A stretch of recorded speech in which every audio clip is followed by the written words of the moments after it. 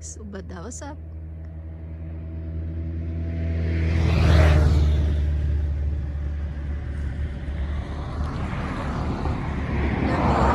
මේ පැලේ මේ වැටට තියෙන්නේ මේ ඉසටම තියෙනවා ගහ. මේක හැදෙනවා දැන් ලස්සනට මල් පිපිලා තියෙන්නේ. මාර්තු මාසයේ අන්තිමනේ. ඉතින් දැන් ওই ලස්සනට මල් පිපිලා දිගටම ඒකේ හැදෙන ඇඹුල් රස ගෙඩියක්. පළතුරු කිව්වට ඒක කන්න බෑ, ඇඹුලයි හුඟක්. මේකේ ලික එකක් හදනවලු මේක දාලා. ඉංගිය අවුරුදු වලත් පොඩ්ඩක් හැදුනා. මම මේ පාර කප්පාදු කරපු නිසා වෙන්නේ නැද. ගොඩාක් මල් හැදිලා තියෙනවා. හරිම ලස්සනයි. සුදුම සුදු පාට. මුළු ගහම වැහිලා ඒ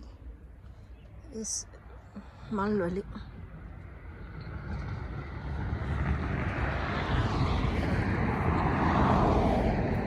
අපේ පීච් ගහ තියෙන මල් පිපිලා.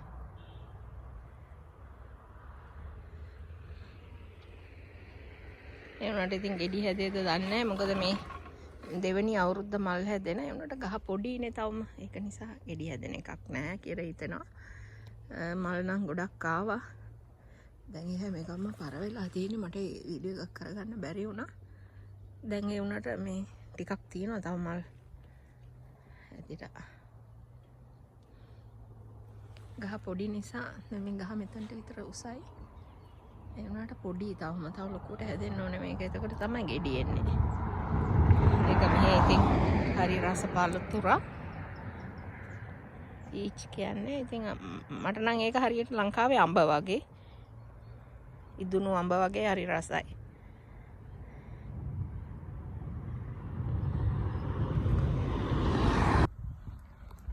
අපි ඉඳපු මේ අවුරුද්දේ අපි වෙනස් කරලා ඉඳුවා ඔක්කොම ස්ට්‍රෝබෙරි පැල ටික. ඒවා ඔක්කොම මල් පිපිලා. හැම ගහකම මල් පිපිලා මේවයි ගෙඩිත් එනවා.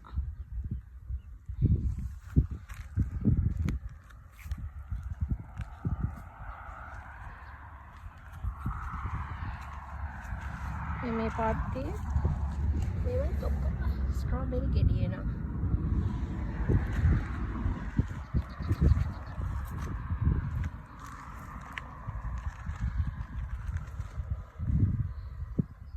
ඔක්කොම මල් හැදිලා අපි හොඳට පැල ටික ගලවලා හොඳට පෝර දාලා ආයේ ඉඳුවා. අපි මේන් පැල දෙකයි කඩෙන් ගත්තේ.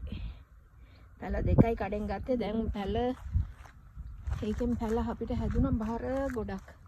අපි මෙතන ළඟ ඉන්න අය දෙගොල්ලෙකුට දුන්නත් එක්ක එක්කෙනෙක් තාම ආවේ නැහැ ගෙනියන්න. එනවා කිව්ව ගෙනියන්න.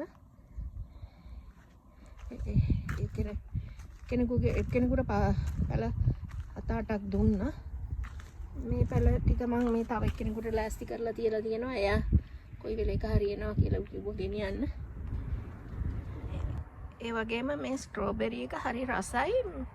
එච්චරම ඉදෙන්න ඕනේ නැහැ. බාගෙට ඉදුණත් කන්න පුළුවන්. හරිම රසයි.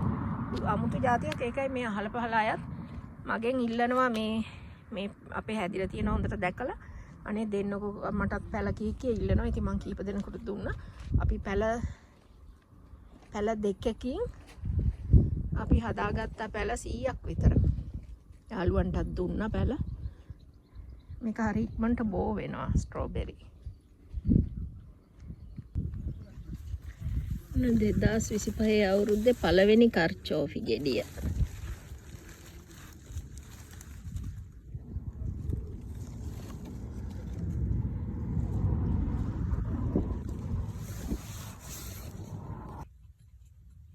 මේ තමයි මගේ බීට්‍රූට් පාත්තිය. මම පොඩි මේවා කන්ටේනර්ස් වල සීඩ්ස් දාලා තිබ්බ. දැන් ඒවා හැදිලා තියෙනවා. මේ හැම එකකම හැදිලා තියෙන්නේ. මෙතනත් දෙකක් තියෙනවා. මෙතන එක මේකේ යටක් තියෙන එක. ඒකෙත් හැදිලා.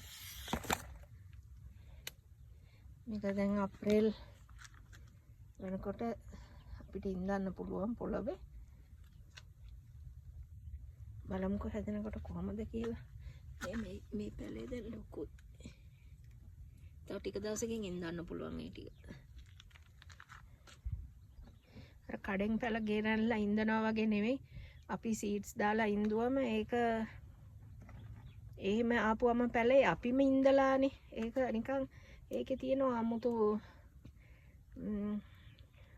ලස්සන. අපි පීච් ගහ බෙහෙත් ගැහුවා. නැත්තම් මේකේ ගෙඩි හැදෙන්නේ නැහැලු. ඉතින් මේ එක එක ලෙඩ රෝග හැදෙන නිසා අපි අද බෙහෙතක් ගැහුවා.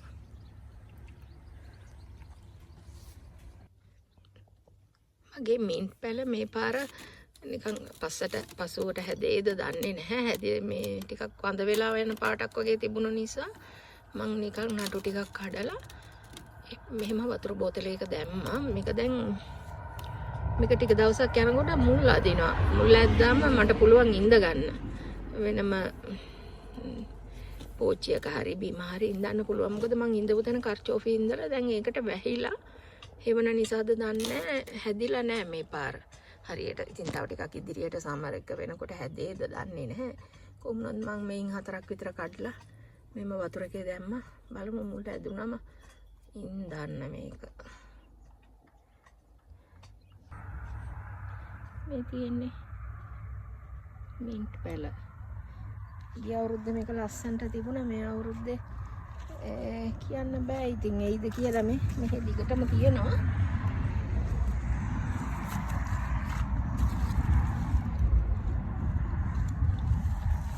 මේක මේ මින්ට් කොළ දාලා මේ මින්ට් කොළ හරි හොඳයි. මේක මේක දාලා තේ බිව්වම මේ හුඟක් හොඳයි. මේ කෑම එහෙම තෙල් ಜಾති එහෙම කාපු වෙලාවට හුඟක් හොඳයි. කෑම දිරවන්න එහෙම මම නිතරම දානවා. දවස් ගානේ නම් බොන්නේ නැහැ. දවස් දෙකක් කැරලා ඒ වගේ තේ හදනවා මේවා දාලා. ඒ වගේම මේ මස්සේ මුයනකොටත් හොඳයි. මේන් කොලයක් දෙකක් දැම්මම හරි සුවඳයි මේක. ඉතින් මේ හේවන නිසා මෙතන මේ කර්චෝෆි කොළ නිසා ආටිචොක්ස් නිසා මේක හැදෙයිද කියන්න දන්නේ නැහැ.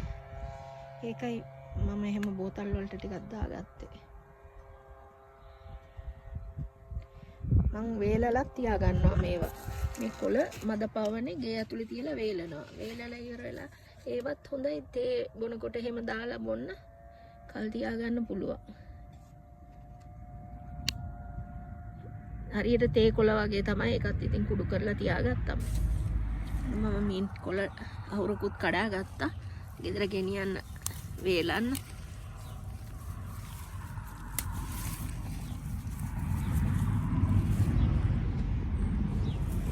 මෙහෙම කැඩුවමත් දලු දාලා එනවා. ඒකයි මම වැඩියත් කඩා ගත්තේ ටිකක්. එතකොට දලු දාලා හැදෙනවා පැල. අපිට හැන්දෑවේ 7යි මාර්තු මාසේ අන්තිම ඉරිදා. දැන් බලන්න තවම එළියයි අපිට. ඒ කියන්නේ ඊයේ රෑ 2ට අපිට පැයක් වෙනස් කරා. පැයක් වෙනස් කරා කියන්නේ අපි ඊයේ රෑ 2ට වෙලාව 3 කරා. ඒ කියන්නේ පැයක් ඉස්සරහට දැම්මා. එතකොට අපිට දැන් රෑ කාලේ අඩුයි. ලංකාවයි ඉතාලියයි අතර දැන් පැය 3:00යි වෙනස. ඉස්සර වින්ටර් එකට පැය 4:00ක් තිබුණා. දැන් පැය 3:00යි. දැන් අපිට ටිකක් රෑ වෙනකන් එළියේ ඉන්න පුළුවන්. සමර එකනේ. ඉතින් පටන් ගන්නෙ. එතකොට තව ඉදිරියට රෑ 9 විතර වෙනවා. ටිකෙන් ටික අඩ වෙනවා. 9 වෙනවා. 9:00 වෙනවා කළුවර වැටෙන්න. ඒ වගේ වෙනස් වෙනවා.